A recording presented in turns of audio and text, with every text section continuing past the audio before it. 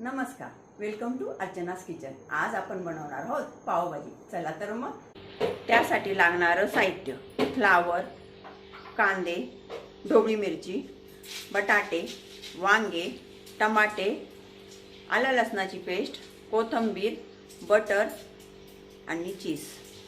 मी सर्व भाज्या कापून घेतल्या। आपण आता याला कुकरमध्ये शिजायला टाकू।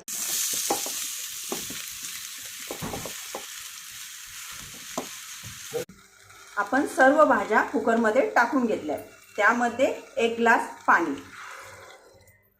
त्यानंतर आपण 3 शिट्ट्या करून घेऊ। इथे मी 4 टमाटे उकडायला ठेवले, त्याची आपण ग्रेव्ही करू।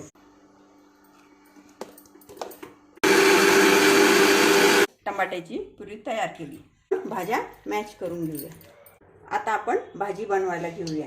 त्यामध्ये थोडेसे तेल, तेलामध्ये जिरे, कांदा टाकूया। आता आपला कांदा ब्राऊन झालाय, त्यामध्ये टमाट्याची प्युरी टाकूया।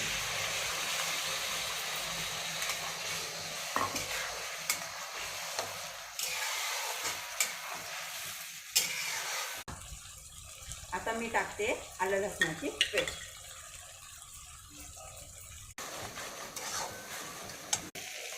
यामध्ये आपण धनापूड टाकू।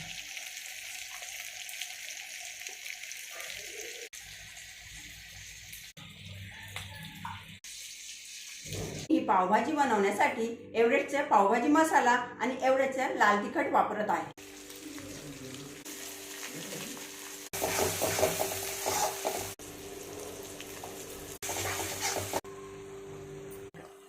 घरगुती गरम मसाला, थोडंसं पाणी।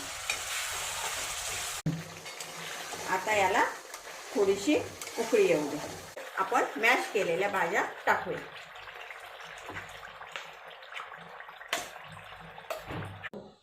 आपली पावभाजी तयार आहे।